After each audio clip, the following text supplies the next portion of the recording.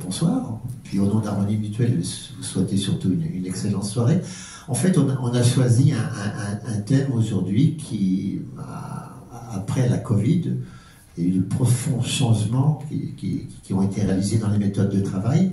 Et ces méthodes de travail ont bien sûr des impacts forts sur notre quotidien. Et quand on voit le temps que chacun de nous, pas chacun de nous, plus moi, mais passe au travail, finalement, je veux dire, c'est une part importante de notre journée. Et on a la chance d'avoir réuni autour de cette table 4 personnes qui, dans leur domaine d'activité, finalement, sont directement liées en fait, à l'impact et aux nouvelles méthodes de travail.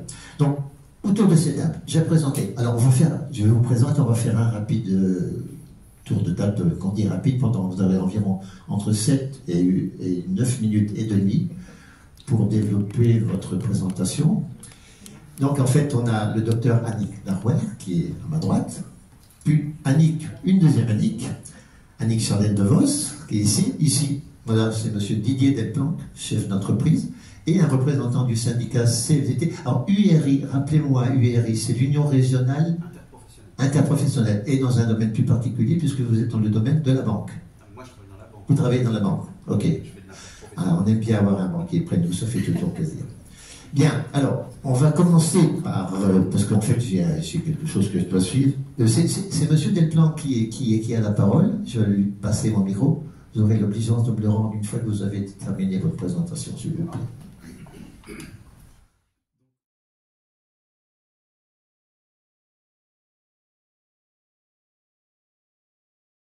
7 à 10 minutes, c'est ça? Oui, monsieur. J'ai le temps de raconter ma vie, en fait. Alors, écoutez, moi, je suis ingénieur de formation, déjà, donc, et j'ai fait toute ma carrière dans le management, puisque j'ai commencé à travailler comme manager, et j'ai arrêté il n'y a pas très, très longtemps, donc je suis un jeune retraité, et j'ai fini ma carrière comme directeur d'agence régionale dans le domaine de la manutention, plus exactement le chariot élévateur et l'intralogistique, dans une entreprise qui est le leader français dans ce domaine.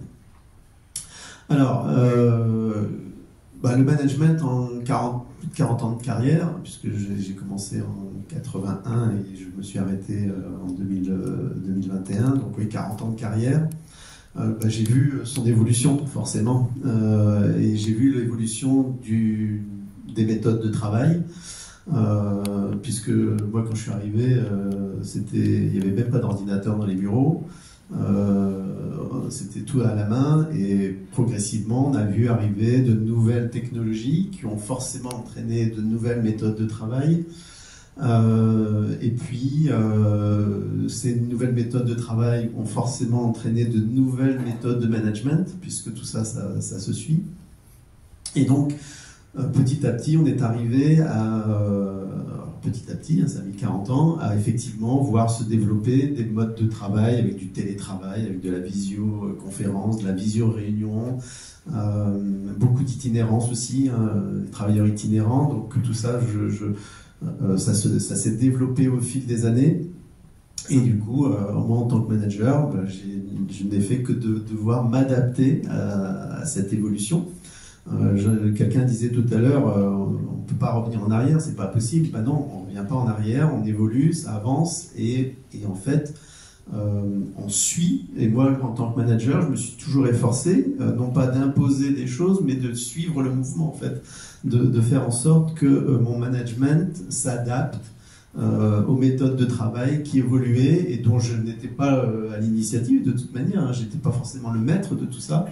Et voilà, donc j'ai exercé donc mes fonctions dans différents types d'établissements, puisque moi à la base je suis ingénieur biomédical, donc ça n'a rien à voir avec le chariot élévateur, mais j'ai commencé à travailler au CHR d'Orléans, au service de maintenance, où j'avais en charge la maintenabilité de tout le matériel d'électronique médicale. Donc quand on parle de maintenabilité, il y a à la fois le management des équipes de techniciens, mais aussi la participation, enfin le suivi des contrats d'entretien, parce que vous imaginez bien que certaines machines, elles ne sont pas maintenues par des techniciens sur place, mais par les entreprises qui installent et fabriquent ces matériels. Donc le suivi des contrats d'entretien, et puis aussi participer au choix des matériels, puisque j'apportais une expertise technique aux acheteurs pour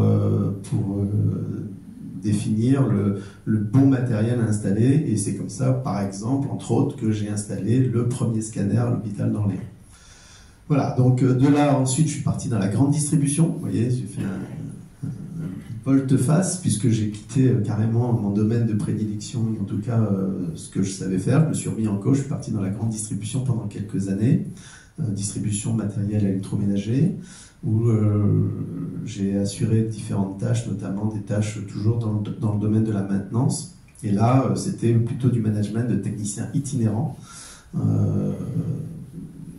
Donc ça c'est quelques années. Ensuite, je suis parti dans une entreprise française qui s'appelle Thermor, que tout le monde connaît, chauffage électrique, où j'avais la responsabilité du service après-vente monde, ce qui m'a permis aussi d'aller voir un peu partout ailleurs ce qui pouvait se faire et découvrir aussi là d'autres modes de management. Et puis, depuis 2000, chez Fenwick, où j'ai évolué sur différents postes et pour terminer ma carrière dans 2 agences. Une première agence ici à Centre-Val de Loire avec le management de 140 personnes, des itinérants, notamment les commerciaux, sont des métiers d'itinérance, des techniciens itinérants également, et puis du personnel administratif et du personnel et des managers, bien évidemment, en tant que directeur d'agence. Et puis sur les 2 dernières années de ma carrière, je suis parti prendre une agence plus importante en Île-de-France, où là aussi à peu près 160 personnes à manager, dont la grande moitié sont des techniciens itinérants, et puis l'autre moitié des commerciaux, des sédentaires. Voilà. Donc voilà pour rapidement situer mon parcours. Vous avez tenu et vous avez bien tenu puisque personne ne s'est endormi jusqu'à maintenant. Donc c'est juste fantastique. Merci, monsieur Desplat.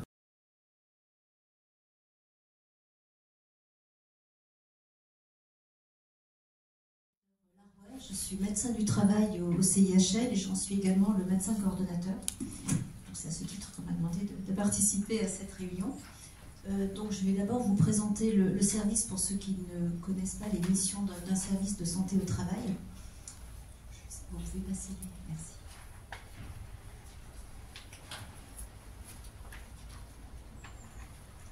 J'ai compliqué la vie des organisateurs en envoyant un format de diapo qui était pas bon. Non mais bon, merci. Merci les filles. Voilà, donc le CIHL, c'est le service de prévention et de santé au travail du Loiret. On est le seul service interentreprise, c'est-à-dire qu'on suit l'ensemble des entreprises du régime général du Loiret, à l'exception de celles qui ont un service autonome.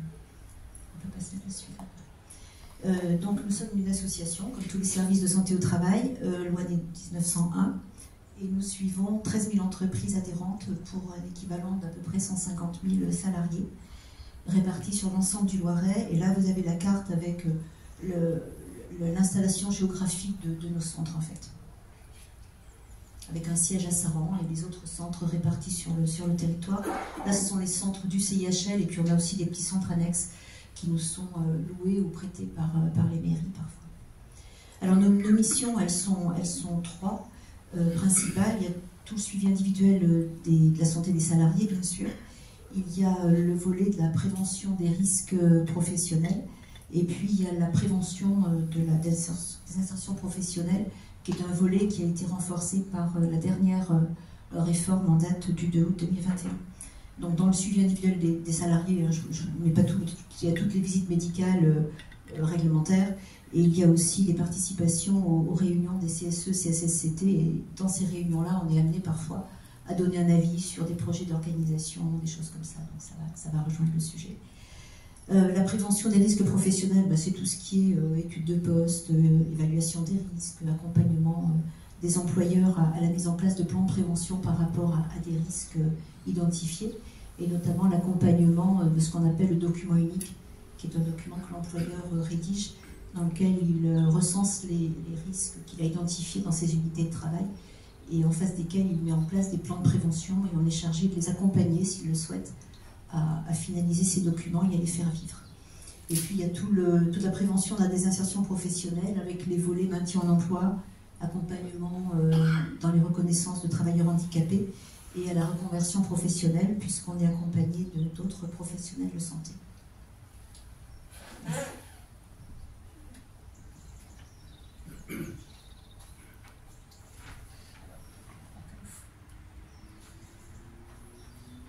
Voilà. Alors pour faire tout ça, nous sommes une équipe dite pluridisciplinaire où on va retrouver des équipes médicales avec médecins du travail, infirmiers en santé-travail et secrétaires médicales, où on va retrouver des intervenants en prévention, et donc on a une équipe avec des ergonomes, avec des techniciens hygiène sécurité et un toxicologue. Et puis il y a toutes les fonctions support, direction, RH, communication, mais également une assistante sociale et conseillère du travail et une psychologue du travail.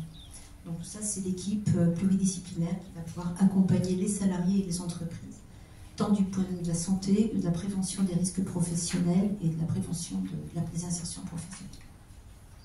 Et puis bon, on a différents rendez-vous qui sont proposés au fil de l'année à nos différents adhérents où ils peuvent s'inscrire et bénéficier de conseils, de webinaires ou de formations, enfin tout un tas de choses, selon des calendriers qu'on retrouve sur notre site, bien sûr.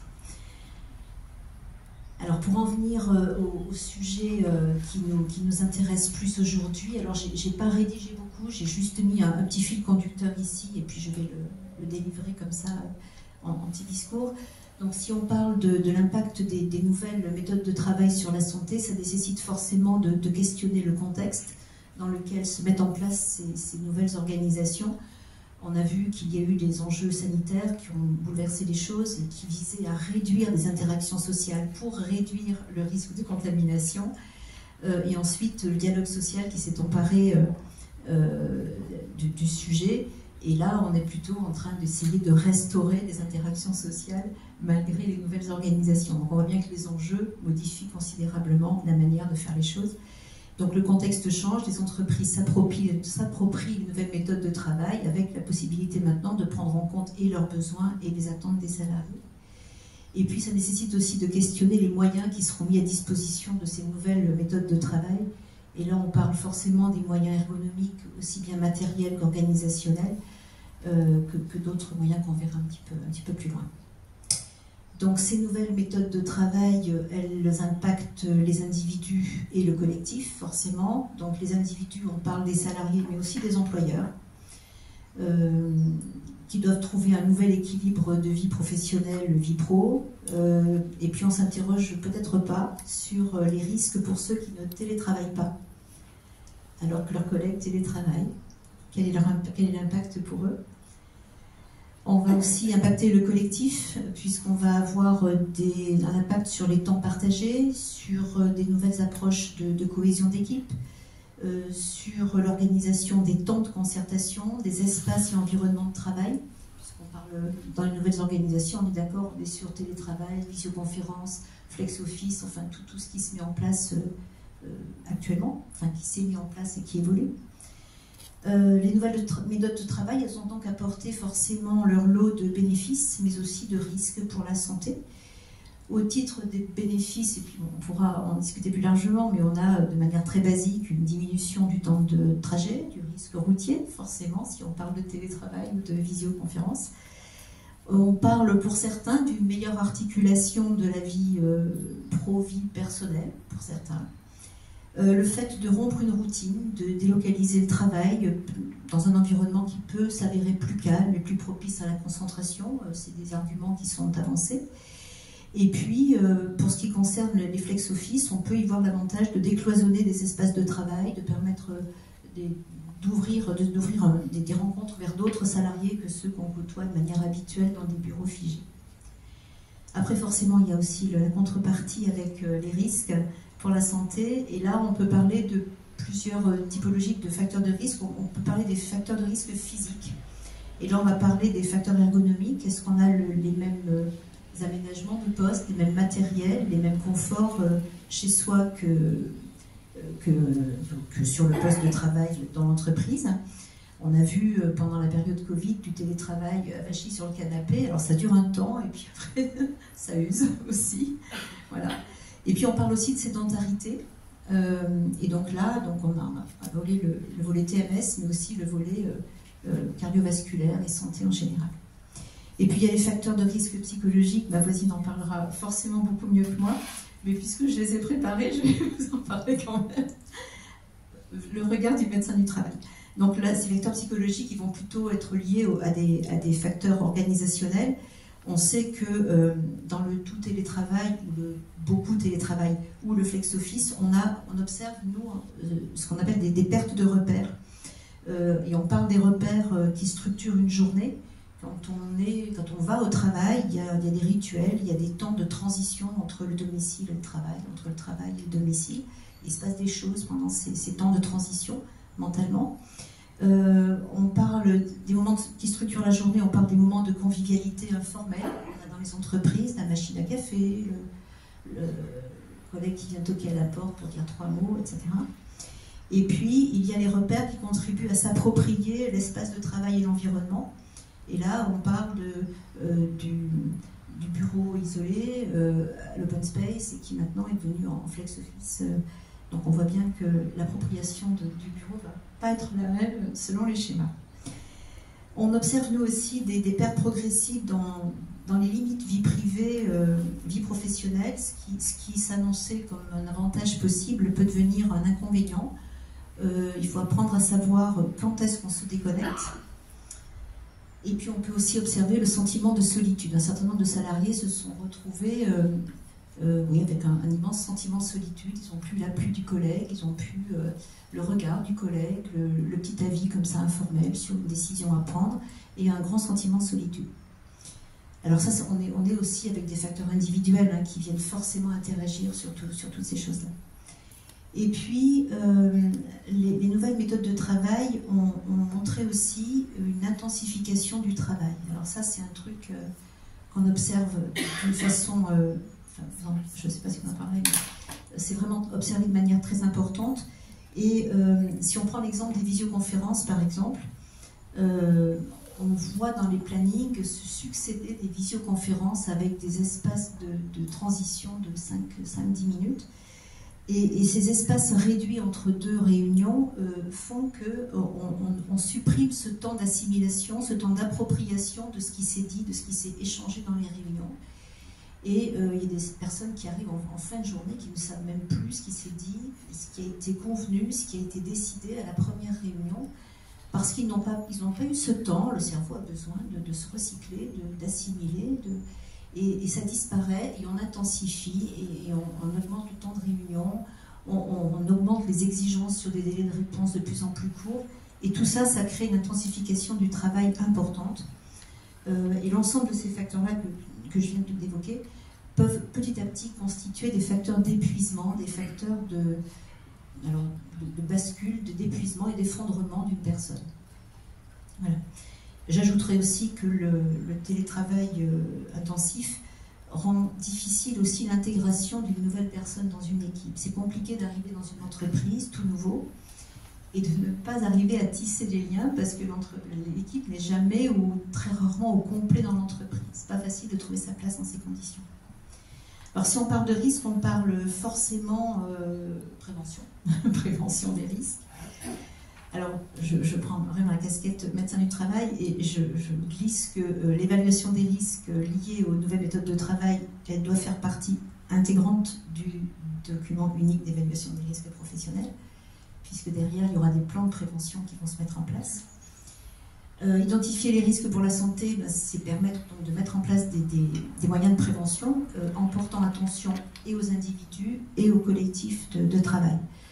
Alors, si on parle des individus, donc des salariés, ça va forcément aller dans des conseils organisationnels, les horaires, le matériel, les espaces dédiés, les entourages familiaux respectueux.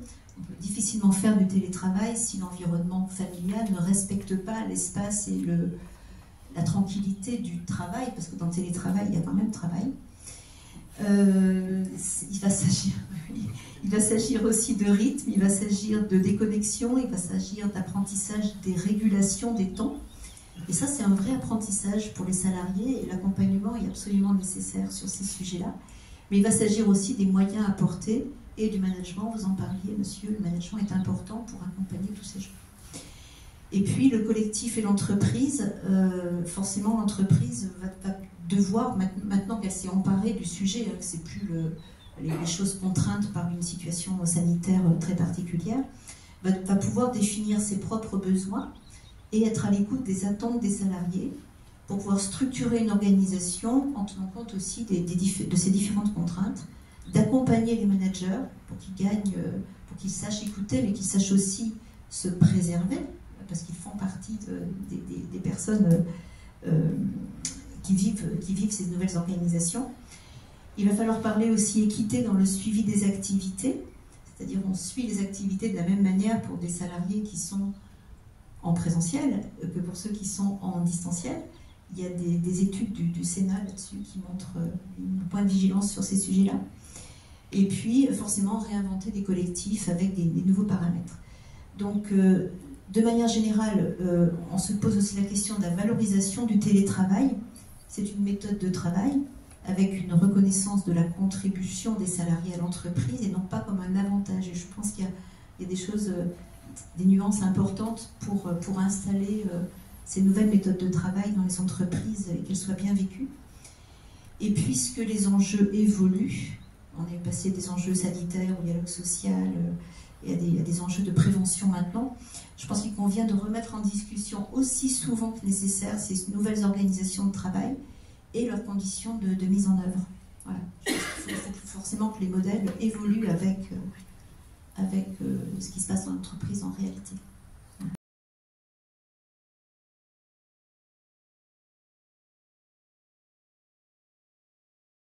Mérite toute notre attention. Donc je vais passer la parole à monsieur Xavier Rahard qui va se... Ah oui, vous voulez le micro aussi? Eh oui. Merci. Donc je fais partie de la CFDT. J'ai nos 2 diapos, mais je ne sais pas si elles vont passer en même temps.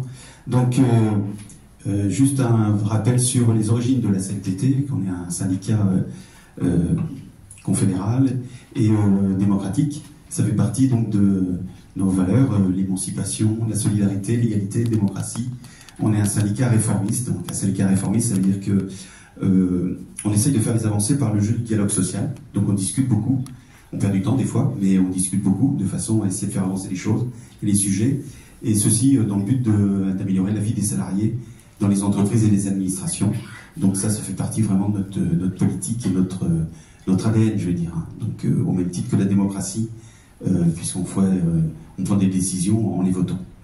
Alors, je veux bien la diapositive suivante, parce que je ne suis pas là pour faire de la publicité spécifique et vous enrôler à la CFDT, mais donc on est né en 1964 à la suite d'un congrès de la CFTC, puisqu'à l'origine on était à la CFTC, et on s'est transformé pour devenir la CFDT en 1964. Depuis, on est devenu, vous l'avez sans doute vu dans les différentes informations nationales ou autres, le premier syndicat en France, aussi bien dans le public que dans le privé. On compte un peu plus de 650 000 adhérents. Sur la région centre, on est un peu plus de 21 000. Alors, sur la diapo suivante, pour vous expliquer comment on est organisé dans notre syndicat, on a une partie qui est en interprofessionnel. Donc c'est à ce titre-là que je suis présent ici ce soir, parce que je suis responsable de la santé au travail, mais pour l'interprofessionnel, pas pour ma branche professionnelle, puisque effectivement, comme ça a été dit tout à l'heure, je suis issu des banques, mais moi je travaille pour l'ensemble des salariés, qui soient de la chimie, des métaux, ou de la banque, ou dans un grand magasin ou autre. Moi je suis là pour partager les expériences et essayer de faire profiter l'ensemble des élus et des adhérents de chez nous des différentes positions que peut avoir la CFDT sur la santé au travail, entre autres.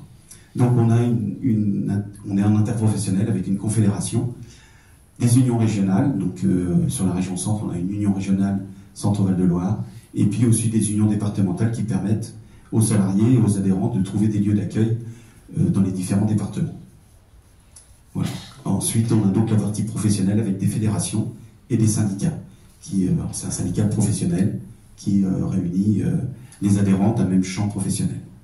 Alors, on parle sur le sujet qui nous intéresse ce soir, Open Space. Alors ça, c'est une invention des États-Unis dans les années 50. Vous avez sans doute des images où les gens sont tous assis les uns à côté des autres et puis on bouge pas, quoi, on reste pendant tout le temps de travail. Et ensuite, ça s'est développé autrement et pour arriver au flex office qu'on connaît aujourd'hui. Mais si on arrive au flex office, c'est parce qu'on a du télétravail. Si on n'a pas le télétravail on ne peut pas faire de flex office. Donc le flex office permet aux entreprises de gagner des mètres carrés, permet aux gens de rester chez eux, comme ça a été évoqué tout à l'heure. Mais il y a un certain nombre de sujets connexes dont il faut parler. Donc, on a évoqué tout à l'heure le droit à la déconnexion, mais aussi le management, comme l'a dit mon voisin de droite, les outils numériques qui sont à utiliser ou pas, les horaires de travail. Et pour tout cela, il faut discuter avec les salariés qui sont les personnes qui connaissent le mieux leur travail. Donc avec l'employeur, il faut qu'ils discutent ensemble et qu'ils réussissent à organiser leur télétravail, leur flex office, etc. etc. Donc nous, au niveau de la CFDT, on est beaucoup dans la négociation, dans la discussion, dans les échanges. Alors dans les entreprises où il n'y a pas d'élu du personnel, il faut qu'il y ait un échange direct entre les salariés et l'employeur pour que ça puisse se mettre en place au mieux. Et ailleurs, c'est le jeu du dialogue social, comme j'ai expliqué tout à l'heure. Donc j'ai dit, ça fait partie de notre ADN et donc on va échanger, discuter, essayer de faire avancer et trouver des accords pour que ça se passe le mieux possible pour les salariés. Voilà ce que je peux vous dire. Après, ça sera sans doute dans les échanges où il y aura d'autres sujets qui seront évoqués.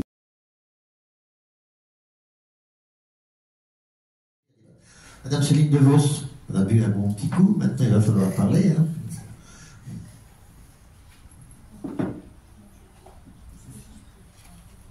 Il fonctionne, d'accord. Bonjour à tous, donc Annick Céline DeVos, je suis psychologue du travail, avec d'autres activités, praticienne de MDR, donc une technique qui permet de retraiter tout ce qui est trauma, et formatrice premier secours en santé mentale. J'en parle parce qu'hier c'était la journée nationale santé mentale. Voilà. Donc, alors pour me présenter, en fait, j'ai un double statut. J'ai une activité salariée, une activité libérale, c'est un choix. Donc, l'activité salariée, j'ai un parcours assez particulier. Donc, j'ai travaillé 20 ans dans une société spécialisée dans tout ce qui est hygiène, sécurité, environnement. Puis je suis partie dans la fonction publique hospitalière, donc j'ai travaillé 7 ans dans un hôpital public, un conseil départemental et actuellement je travaille au SDIS du Loiret, donc psychologue du travail chez les pompiers. Voilà, donc c'est assez particulier. Donc là, dans le cadre de mon activité salariée, je fais partie d'une équipe pluridisciplinaire avec un médecin, on ne parle pas de médecin du travail chez les pompiers, mais dans les autres collectivités, oui, donc médecin du travail, assistante sociale, RH, infirmière, service prévention. Donc on travaille en complémentarité, notamment avec le médecin du travail, donc sur des missions d'accompagnement psychologique, prévention.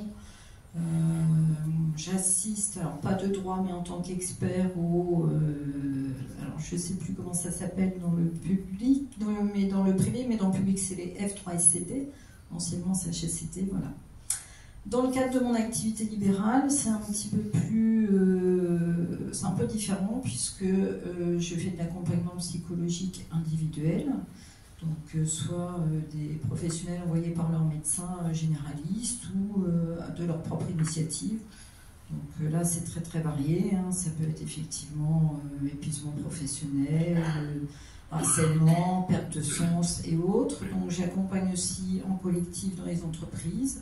Donc c'est très varié aussi, hein. Ça peut être effectivement du groupe de parole, donc ça peut être suite à des conflits, changement d'organisation, des décès, voilà. Donc je fais aussi du groupe d'analyse de pratique et depuis 2020, je fais l'accompagnement psychologique des PSE, donc de grosses entreprises. Là je suis au 8e depuis 2020. Donc voilà, ça s'accélère aussi de ce côté-là. Donc voilà pour la présentation. Donc là, je vais aborder effectivement les transformations du monde du travail de mon point de vue de psychologue du travail. Donc ce que je vous propose, parce qu'effectivement on parle des changements de mode de travail, mais qu'est-ce que c'est? Donc je vous propose déjà de découvrir un petit peu voilà, les différents modes. Donc déjà, oui, effectivement, donc, on s'est aperçu que le monde est en mutation et le confinement n'a fait que accélérer ce processus. Puisque le confinement, suite au confinement, on s'est aperçu que déjà il y avait eu un boom des reconversions professionnelles, un bon nombre de déménagements, beaucoup de professionnels, 30% des professionnels ont déménagé suite au confinement, parfois très loin, à l'étranger, mais tout en restant dans leur entreprise. Donc effectivement, il y a eu du télétravail qui s'est généralisé, mais c'est surtout que ça a obligé les entreprises à revoir les organisations, que ce soit l'organisation de travail, le management, la réorganisation des espaces. Donc si vous voulez bien donc effectivement, on l'a abordé, les entreprises revoient leur organisation des locaux. C'est aussi une opportunité de réduire les coûts immobiliers, mais aussi les charges financières, puisque ça ne fait pas trop sens de maintenant payer le chauffage et autres charges pour des bureaux qui sont moins utilisés. Donc, mais de quoi parle-t-on donc quand on parle des nouvelles organisations de travail? Alors, ce que je vous propose, c'est de faire une découverte. Donc, le télétravail, là, tout le monde connaît le télétravail. Donc, il est réglementé.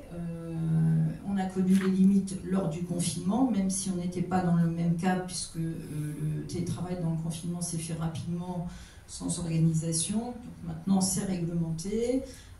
Il y a effectivement des obligations en termes ergonomiques et autres. Voilà. Mais une aparté, tout le monde ne peut pas télétravailler. Donc, vous l'avez abordé. Ma voisine l'a abordé, tout le monde ne peut pas télétravailler. Et en fait, tout le monde n'est pas fait non plus pour télétravailler. Voilà, ça c'est important. Le travail, c'est bien quand c'est choisi et non subi. Donc voilà. Et c'est bien quand c'est accompagné. Donc si on reprend les chiffres, les derniers chiffres que j'ai pu trouver, 42% des télétravailleurs français télétravaillent à leur domicile. Et le télétravail en général, c'est un petit peu plus de 2 jours par semaine. Donc il y a également le home office, donc c'est du travail à domicile, donc souvent du télétravail, mais ce n'est pas le même cadre. Le home office, on est dans du travail 1 ou 2 jours par mois, donc c'est une souplesse de l'entreprise, il est accordé de façon occasionnelle. Et pour le coup, il n'est pas forcément réglementé, mais il peut être formalisé dans une charte ou un règlement intérieur. Donc là, c'est plutôt une volonté commune et ça semble plutôt bénéfique. Ensuite, nous avons donc le coworking. Donc le coworking, c'est vraiment des bureaux de proximité. Donc ce sont des sites qui sont dédiés au travail, en général à proximité du domicile de la personne. Voilà. Donc voilà, normalement, ça devrait garantir un travail de qualité. Et ça permet les contacts avec d'autres salariés de différents horizons. Alors là, on commence à utiliser des mots un petit peu plus moins communs, je dirais, le desk sharing. Donc là, c'est le partage de bureaux, mais dans son entreprise. C'est-à-dire que, comme les salariés ne sont plus présents tout le temps, les bureaux servent à plusieurs professionnels. Mais quand on vient au bureau, on vient à son poste de travail. Voilà. Malgré tout, donc ils s'installent à leur poste de travail, mais leur poste de travail,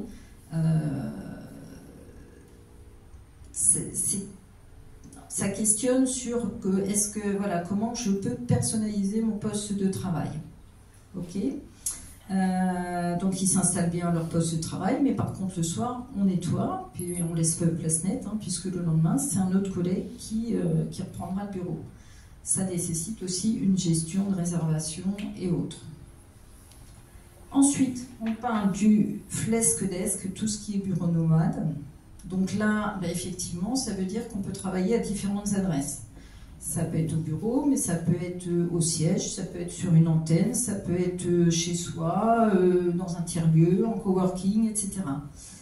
Donc là, en fait, on s'installe librement, donc sans préoccupation hiérarchique, sans aucune préoccupation, on vient travailler librement.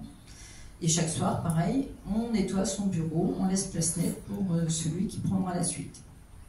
Alors, quels sont les avantages pour le bien-être de ces modes de travail? Donc, je pense que le premier avantage, c'est de rompre l'isolement, en travaillant, si possible, dans un cadre propice au travail, donc au moins d'un point de vue ergonomique. Ça permet effectivement des rencontres impromptues, des informations qui circulent plus vite, un brassage de salariés donc, qui semble favoriser l'environnement de travail collaboratif. Mais ça veut dire que c'est basé sur un management de confiance et d'autonomie. Donc c'est là qu'on voit qu'effectivement ça bouscule aussi le management, comme ça a déjà été évoqué par 3 personnes qui sont intervenues. En même temps, ça permet un esprit de liberté, d'équité, puisque chacun est, a priori dans l'idéal, logé à la même enseigne. Voilà. Et ça permet de travailler en convivialité, et ça permet la créativité quand c'est bien cadré. Les facteurs de risque. Les facteurs de risque, effectivement, c'est un potentiel facteur de stress, parce que si j'arrive et qu'il n'y a pas de bureau, j'ai fait 1h30 de trajet, là je suis un peu frustrée. C'est un peu déplaisant, même si c'est organisé, réservé, je peux me retrouver finalement sans place quand j'arrive au bureau. Donc là, effectivement, il y a le sentiment de frustration. La perte de repères, donc je suis désolée, j'ai oublié votre nom, docteur Claroyer, donc l'a évoqué, la perte de repères. Voilà, c'est pas évident pour quelqu'un qui a toujours eu un bureau de passer en flex office. Donc les repères peuvent entraîner un repli, enfin la perte de repères peut entraîner un repli sur soi, bien évidemment. Et puis effectivement, le fait de ne pas pouvoir personnaliser son bureau, de se retrouver sur un lieu impersonnel, de ne pas avoir son territoire, et ça impacte aussi le sentiment d'appartenance à l'entreprise. Voilà. Et puis effectivement, dans ce genre d'endroit où il y a plusieurs professionnels, il y a toujours des comportements professionnels inadaptés. Il peut y avoir des gêneurs qui oublient qu'ils sont avec d'autres collègues. Et ça, c'est source de tension et de collègues. Et de conflit, pardon. Voilà. Et puis la perte de productivité, notamment quand les locaux sont mal agencés, quand il n'y a pas d'isolation phonique, pas de confidentialité, des zones de circulation qui sont mal agencées. Donc là, effectivement, il y a un risque de perte de productivité. Alors tout ça, effectivement, ça amène à des interrogations, déjà pour le professionnel qui peut légitimement se dire « mais en fait, je viens que 3 jours sur 5, est-ce que j'ai droit à un bureau personnel ?» Il peut maintenant se poser la question. Et puis ça entraîne d'autres interrogations. Voilà, est-ce que finalement, qu'est-ce qu'on vient faire quand on vient travailler 3 jours? Et c'est là qu'on s'aperçoit que le rapport au travail et la relation aux autres a énormément changé ces derniers temps. Je vais caricaturer, mais avant, on allait travailler parce que voilà, on ne voulait plus voir ses collègues, on voulait être tranquille et se concentrer. Maintenant, quand on vient au travail, c'est pour voir ses collègues parce qu'on en a un peu marre du télétravail. Donc en fait, c'est là qu'on s'aperçoit que le rapport au travail et la relation aux autres au travail a quelque peu changé. Voilà. Et puis effectivement, la relation aux autres, on ne sait plus, pas toujours qui est là et quand. Et qui on va trouver. Quant à sa place sur l'entreprise, effectivement, marquer son territoire, je suis désolée, c'est comme ça qu'on peut le prononcer, c'est marquer son attachement à l'entreprise, à son espace de travail, à son organisation. Et on s'aperçoit effectivement que les interrogations, c'est aussi le blurring, donc l'effacement des frontières entre la vie privée et la vie professionnelle que vous avez abordé. Ça s'explique effectivement par toute cette digitalisation, toute cette façon de travailler. Et on s'aperçoit qu'effectivement, il y a des comportements qui ont changé aussi en dehors de l'entreprise et en dehors des temps de travail. Et là, donc, je vais vous évoquer donc, cette nouvelle tendance qui est le micro-working. Donc, qu'est-ce que c'est? En fait, c'est travailler, c'est vraiment des petites sessions de travail express à distance. C'est-à-dire qu'on profite de tous ces petits moments pour se connecter, que ce soit dans le train, dans le jardin public, à la gare, voilà. Donc, tout le monde se connecte pour faire des petites séquences de travail. Bon, l'avantage, ce serait d'optimiser son temps. C'est effectivement, quand j'ai commencé à travailler dans le train, je suis déjà en fonctionnement cognitif, donc ça me permettrait de me remettre plus rapidement au travail. Donc c'est une charge mentale moins importante puisque j'ai pu évacuer certaines petites tâches qui finalement auraient pu s'accumuler, et c'est aussi la satisfaction d'avoir pu évacuer ces petites tâches. Le facteur de risque sur la santé mentale, bah, effectivement, c'est que travailler vite et rapide comme ça, ça peut entraîner des problèmes de concentration et d'erreur. Et puis, il y en a certains qui arrivent à culpabiliser de ne pas se connecter en dehors des temps de travail et pendant, enfin, simplement en dehors des temps de travail. Et puis effectivement, il y a la surcharge mentale, vous l'avez évoqué, provoquée par le fait que le cerveau n'a aucun repos. Et c'est important de mettre son cerveau au repos. Il n'y a plus ces temps-là en fait. Hein. Et puis effectivement, la dégradation du lien social, mais là, le lien social, c'est aussi familial. Quand j'ai toujours le nez sur mon portable à regarder si j'ai des mails, je ne suis plus en qualité de présence avec ma famille et mon environnement. Voilà, donc, et puis le risque blurring, ça, je l'ai déjà abordé tout à l'heure. Alors, juste pour illustrer, je vais donner quelques chiffres. Donc, quelques chiffres donc, que j'ai pu récolter. Donc, actuellement, on sait que 72% des salariés travaillent en dehors du bureau. Ok, donc régulièrement ou occasionnellement, mais 72% des travailleurs ont l'occasion de travailler en dehors du bureau. 32% des actifs travaillent dans d'autres lieux que leur bureau, donc l'entreprise du client, les espaces collaboratifs, les espaces publics, les transports, les parcs et jardins. Donc voilà, c'est varié. 82% des salariés français donc, plébiscitent le travail en hybride. Ça, ce sont des statistiques de 2022. 65% des salariés français seraient prêts à se contenter de moins de 2 jours de télétravail si cela leur permettait d'obtenir un bureau attribué. Donc ça, c'est très intéressant quand même, hein, comme donnée. Donc c'est une donnée de 2022. 57% des actifs estiment que leur espace de travail a un impact très important sur leur santé et 54% sur leur bien-être. Donc ça, c'est aussi très intéressant comme remarque. Hein. Et donc, une dernière enquête qui a été faite en mars 2023, les salariés expriment plus que jamais une grande exigence quant aux environnements de travail qui peuvent menacer leur bien-être psychologique.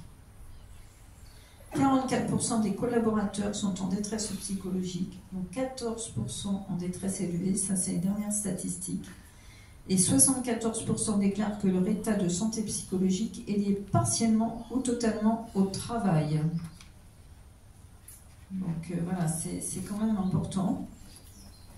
Mais on voit l'importance quand même aussi de l'espace de travail. Alors en guise de conclusion, ce que j'avais envie de vous dire, c'est qu'effectivement il y a de plus en plus d'épuisement professionnel, vous l'avez abordé tout à l'heure. Moi, ce que je constate, c'est aussi, alors peut-être que c'est dû au mode de travail, au mode d'organisation, j'en sais rien, mais il y a une plus grande fatigabilité. Alors, est-ce que c'est la fatigabilité qui conduit à l'épuisement professionnel ou effectivement, est-ce qu'il y a aussi les ruptures de valeurs professionnelles et tous ces questionnements hein, qui impactent forcément la santé psychologique et la santé mentale et aussi la santé physique hein, par effet concomitant, mais voilà. Les manifestations, c'est effectivement la perte de repères entre la vie privée et la vie pro, un manque de confiance en soi face à une plus grande autonomie, Une baisse de motivation et de l'esprit d'équipe du fait de l'isolement, une surcharge d'informations qui entraîne une surcharge mentale, un stress chronique, la fatigue, de l'anxiété qui peuvent conduire au burn-out et à la dépression. Voilà. Donc l'idée, c'est de repérer les signes avant-coureurs. Donc, alors il y a plusieurs facteurs, plusieurs signes et symptômes qui peuvent se voir. C'est la fatigue constante. C'est quelqu'un qui a une vision négative de son travail, qui se décourage, et qui est en perte totale de motivation. C'est moins de productivité, moins d'efficacité, et c'est une perte d'estime de soi et une insatisfaction, un sentiment d'insatisfaction.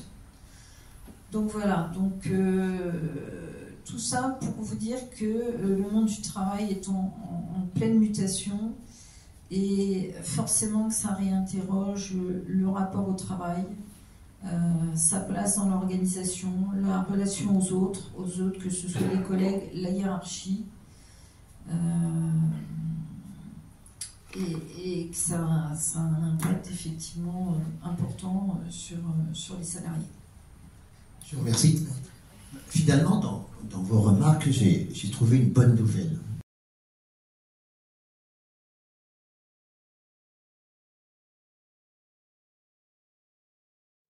Dans la salle ? Oui. Monsieur ? D'accord, Jean-Pierre, vous nous avez parlé d'entreprise adhérente. Quand elle n'adhère pas, il n'y a pas de médecin du travail qui intervient. Alors, en fait, dès lors qu'une entreprise a des salariés, elle a l'obligation d'adhérer à un service de santé au travail. Deuxième question, plus intéressante. Réforme des retraites. Pénibilité au travail avec un gain au départ à la retraite, nous sommes d'accord. Qui aura le dernier mot? Médecin du travail ou médecin conseil de sécurité sociale? Qui va quantifier? Eh oui, on en est là. Alors, sur la pénibilité, je pense que vous aurez sans doute des choses à dire, mais les critères de pénibilité qui sont actuellement reconnus dans le cadre des modifications d'acquisition à la retraite, ils sont identifiés. Je pense que c'est le médecin conseil. Bon. Oui, forcément. Donc vous n'avez pas de pouvoir pour quantifier cette pénibilité qui donnera un départ anticipé à la retraite. Ça va être le médecin conseil de sécurité sociale, donc du gouvernement, qui aura le dernier mot. Sans doute. Ce qui va se passer aussi, c'est qu'il y a un certain nombre de salariés qui vont être en arrêt de travail, en fin de carrière, et qui vont devenir inaptes au travail, et c'est la société au global qui va payer. Oui, l'inaptitude, c'est le médecin du travail. Ah, l'inaptitude, oui. Oui. Est-ce que dans les différentes statistiques qui sont montrées sur l'adaptabilité à ces nouvelles méthodes de travail, est-ce que vous avez ressenti, ou est-ce que les statistiques mettent en évidence des différences entre les générations, les jeunes générations, les générations proches de la retraite, et entre les hommes et les femmes? Vous n'avez pas d'éléments sur ce point particulier? Parce qu'on sait que les nouvelles technologies, c'est comme ça qui emmène aussi toutes ces nouvelles méthodes de travail, les visioconférences, etc. Les jeunes générations sont un petit peu plus ouvertes à ce type de travail, etc. Il n'y a pas de... Alors, juste, ma vision à moi, c'est que les jeunes générations sont demandeurs de télétravail. Moi, il y a 10-15 ans, c'était pas un sujet, en fait. Maintenant, les jeunes générations demandent la possibilité de pouvoir télétravailler. Et ce qu'il faut bien comprendre, c'est que pour moi, l'organisation de travail avec le télétravail, ça doit pas être quelque chose, je sais pas comment vous l'expliquer, mais ça doit être une possibilité qui est offerte aux salariés, mais ça doit pas être une obligation. C'est-à-dire qu'on ne doit... Enfin, moi, c'est ma vision, en tout cas. Hein, elle n'est peut-être pas partagée par tous les employeurs, mais pour moi, c'est quelque chose qu'on apporte en plus aux salariés ou aux futurs salariés en disant oui, vous aurez la possibilité de télétravailler en y mettant certaines limites. C'est-à-dire que pour moi, c'est pas non plus open bar, parce que justement le risque, c'est que télétravailler, moi je voudrais télétravailler 5 jours par semaine, et puis de s'apercevoir au fil du temps que effectivement il y a d'autres problèmes qui se créent et que là on va vers de la souffrance et autres. Et là il faut avoir possibilité de faire retour en arrière. Donc c'est vraiment pour moi, faut trouver le bon dosage. Chaque salarié n'aura pas le même temps de télétravail parce qu'il y en a qui pourront télétravailler 3 jours par semaine, d'autres seulement 2 jours. On parlait tout à l'heure du lieu de télétravail. Mais effectivement, c'est important parce que il faut qu'il y ait un lieu adapté. Celui qui habite dans un petit studio à 2 enfin, où tous les deux télétravaillent dans le même studio en même temps, enfin, c'est quasiment impossible, quoi. Alors ça, l'employeur ne peut pas forcément le vérifier, ne peut pas le savoir, mais normalement, il doit s'en apercevoir quand même à un moment donné. Et ce que je voulais dire aussi par rapport à ce qu'on disait tout à l'heure, c'est le lien entre le manager et le salarié doit être maintenu pendant les périodes de télétravail. C'est-à-dire qu'il ne peut pas y avoir des journées de télétravail sans qu'à un moment donné, il y ait un échange entre le manager et son collaborateur. C'est impossible. Ça ne peut pas fonctionner. Moi, j'ai vu des managers ne pas appliquer cette règle-là, et c'était une catastrophe. Parce qu'effectivement, là, il y a... C'est pas le collaborateur va pas venir toquer forcément à la porte, enfin, là, on ne toque pas à la porte, en tout cas, ne va pas forcément appeler son manager. Par contre, il va se sentir abandonné, ce qu'on disait tout à l'heure. Et ça, c'est au manager de prendre le devant et de, tous les jours, 1 ou 2 fois, en fonction des... C'est toujours pareil, c'est en fonction... Enfin, il n'y a pas de règle, c'est en fonction des personnes. C'est au moins 1 fois par jour d'avoir un échange avec son collaborateur sur sa journée de travail, comment ça se passe, est-ce que tu as des difficultés, enfin, comme il l'aurait en présentiel, en fait, de la même manière. Mais cela passe par une formation particulière, parce que c'est pas le manager lambda du jour au lendemain qui est capable finalement de switcher sur ce nouveau mode. Eh ben non, donc c'est pour ça qu'un manager doit être formé, enfin il y a des formations de management, et bien dans les formations de management, il y a cette partie télétravail qui doit intervenir. Je passe la parole. C'était sur le fait qu'effectivement, pour télétravailler, il faut une certaine autonomie, mais aussi de l'autodiscipline et maîtriser son poste. Et pour rebondir sur ce que vous disiez, c'est-à-dire prendre contact avec son salarié tous les jours, j'ai envie de mettre en vigilance aussi sur ce point, de mettre un point de vigilance sur ce point, parce qu'effectivement, un salarié peut être en souffrance, en mal-être, et faire semblant pendant ce peu de temps. Et en fait, le télétravail, quand il est en télétravail, il n'est plus en visibilité. Donc ça me semble essentiel qu'il y ait des moments de rencontre en présentiel. Parce que quand on dit que quelqu'un ne va pas bien, on va le mettre en télétravail, ça m'interroge toujours en disant mais il ne va pas bien, vous le mettez en télétravail, mais là, il n'est plus en visibilité du tout.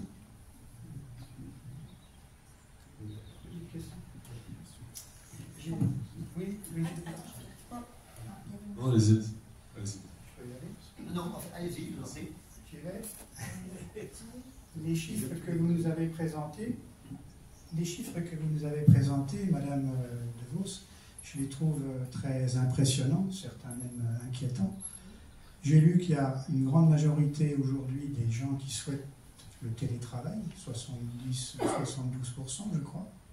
Dans le même temps, ils disent « Oh là là, mais on perd notre statut, j'ai plus de bureau, c'est très important le bureau, hein, c'est vrai, pour avoir sa place dans l'entreprise. » Et puis, il y a un chiffre sur lequel je voulais revenir qui m'a inquiété, ce sont les 44% de collaborateurs qui ne sont pas bien. En détresse psychologique. En détresse. Vous pouvez nous en parler un petit peu de cette détresse psychologique et ce qu'il est possible de faire pour la contrer, s'il vous plaît?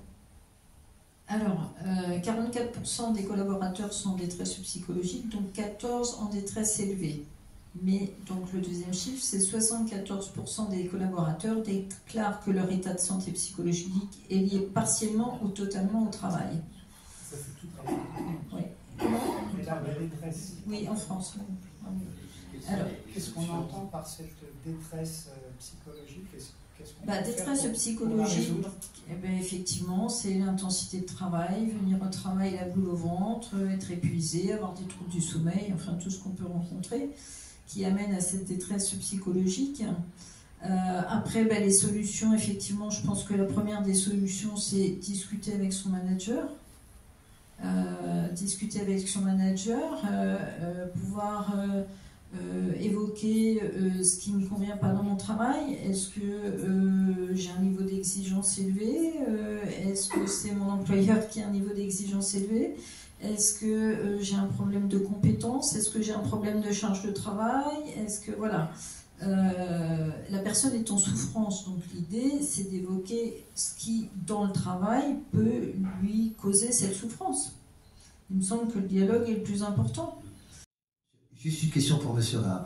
Là, en fait, on est entre gens de bonne volonté.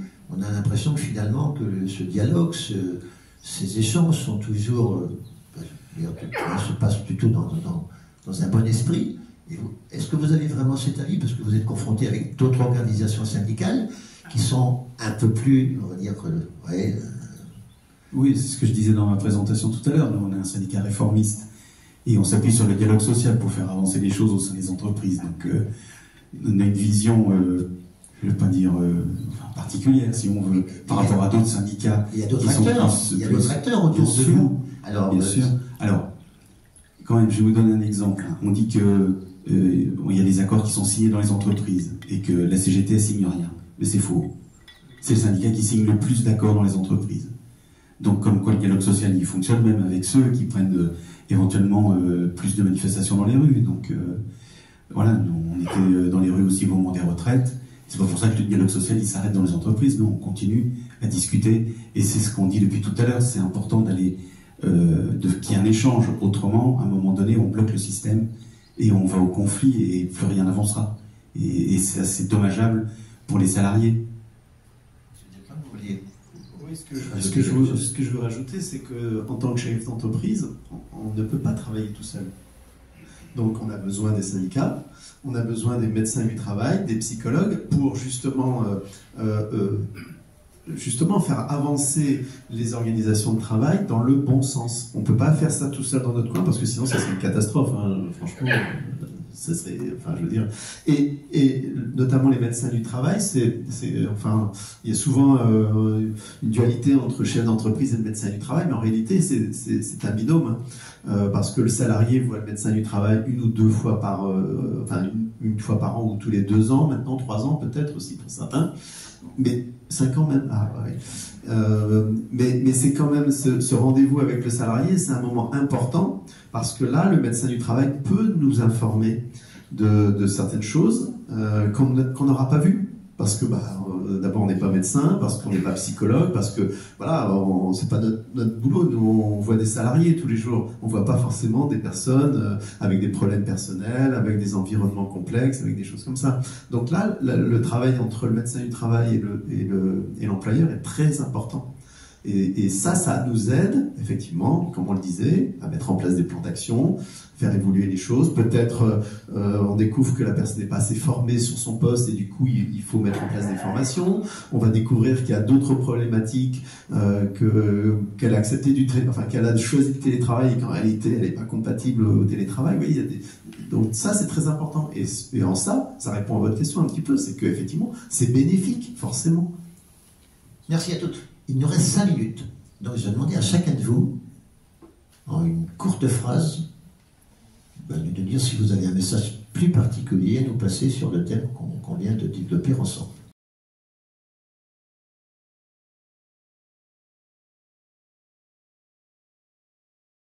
Pour un syndicat, c'est relativement simple, entre guillemets, de faire une conclusion sur ce type de thème, puisque il faut discuter, négocier, avoir du dialogue et aller vers les salariés pour voir avec eux quelles sont leurs problématiques et quels sont leurs souhaits. À partir de ce moment-là, ça fonctionne. Donc négociation, ça serait mon mot de conclusion. Monsieur Delplanque ? Moi, je dirais qu'il n'y a pas d'entreprise gagnante s'il n'y a pas de salariés heureux, en réalité. Donc, si on ne met pas en place les choses qui vont dans le bon sens, ça ne peut pas fonctionner. Donc, voilà. Merci. Madame Céline Delos ? J'ai envie de dire que le monde du travail est en mutation, mais que je pense qu'on n'est qu'au début de la mutation. Merci. On n'a pas évoqué de l'intelligence artificielle et autres. Mais voilà, il va falloir s'adapter de plus en plus. Alors, je vais dire qu'on est effectivement au carrefour entre les salariés et les employeurs pour créer le lien en termes de conditions de travail et de prévention, et qu'on les conseille aussi bien les uns que les autres, et on est à l'écoute en fait les uns et des autres pour mieux comprendre les organisations du travail et être au plus près des conseils qu'on pourrait donner en termes de prévention. Voilà. C'est en écoutant les uns et les autres, les salariés et les employeurs. Bien, merci à tous. Moi, il me reste aussi très sincèrement à vous remercier pour la grande qualité de cet échange. En fait, on a eu la chance ce soir d'avoir 4 intervenants dans des domaines bien différents ou un peu différents dans certains cas, et qui chacun, avec leur vision, j'allais dire leur bienveillance, mais c'est un mot que je n'aime pas, je suis désolé, je me retire rapidement, nous ont exposé finalement en fait, les difficultés, leur vision de ces nouvelles méthodes de travail. Et merci encore à vous tous. Moi, j'ai pris un grand plaisir à partager avec vous. J'espère que je n'ai pas trop embêté non plus pendant cette interview. Et je vous souhaite à tous une bonne suite, parce que je crois qu'il y a un coup à boire. Et c'est quand même ça le plus important. Non, je ne pense que ce n'est pas le plus important, mais ce n'est pas négligeable non plus. Bien, bonne soirée à tous. Et à demain, si vous voulez bien. Harmonie Mutuelle. Avançons collectif. Une mutuelle du groupe Vive.